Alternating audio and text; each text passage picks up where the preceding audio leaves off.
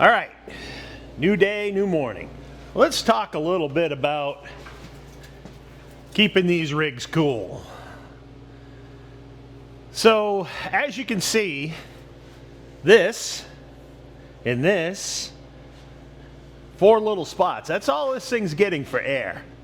And the 68s were a little better because they moved the marker light out from here out around the corner. So that was nice, gave it a little bit more air. But, you know, it's pretty restricted as far as what this thing gets for flow. So the engineers at the factory did some special provisions for cars that had 400s and AC cars. So like the 350s with AC. And I think the 326 with AC as well. So let me show you what some of those features are here. First one is these little dams here. Now, I'm not 100% sure those only came on AC and 400s, but I'm pretty sure. It could be that those also came on some other models that I don't know about, but I don't know. So these little dams here are the first thing. That makes sure that any air coming in through the grill doesn't go up and over the radiator. It's all forced through. There is also a little rubber seal that you can put right along here, but on this particular hood, it's a seal to nowhere. I think it might pick up the insulation up here, but there's really nothing solid for it to seal against. So. And it's like out here. So I'm not using that one. I figure if the air has gotten up there, it's gone. Sayonara. Okay, so let me lift this up a little bit and show you the other important factors in this. Would have been way smarter if I had showed you this before I put those top seals on. But up in here, along the side of the bumper bracket, you can see this rubber seal, okay? And it literally attaches to the bumper bracket with a couple of plastic clips. And it seals that area so that no air can get out around the core support and down the fenders. So there's one on each side. The left side's a little different.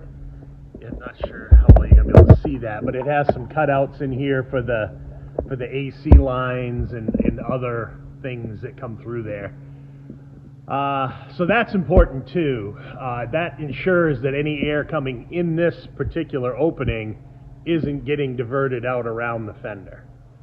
So again, a good practice. So again, they were super paranoid about it. They kind of went the extra mile and did what they could to make sure that all of that worked well. Now, the third thing that was available for the AC and 400 cars is this lower, what I call a lower air dam. I'm not even sure what the real name of it is. Now, this one is an original OE piece. You can see they took a little bit of a whooping from time to time. They're a little dinged up.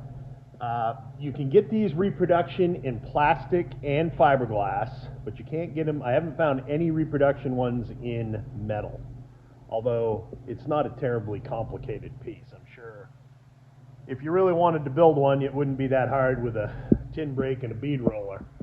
So, and I'll show you where that goes, but basically that kind of fits up in here and closes off this bottom section. So again, any air coming through here can't divert down and out.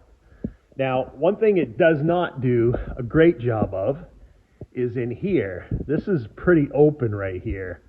And I'm thinking I want to take some time and work something up so that I can just put a little plate or something in here to kind of just finish this off and close it off so that air coming through at least the front opening and can't flush out and down.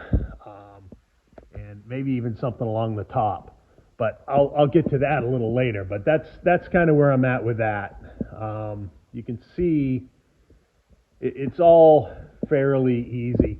I might just do this. I might just do what they did on this side and screw through this way, or even on this side. and just put a small flange out here, pick it up, bring it back. That could work pretty well too. So anyway, that's basically it. I'll show you what it looks like with this piece in place. All right, so that's basically it.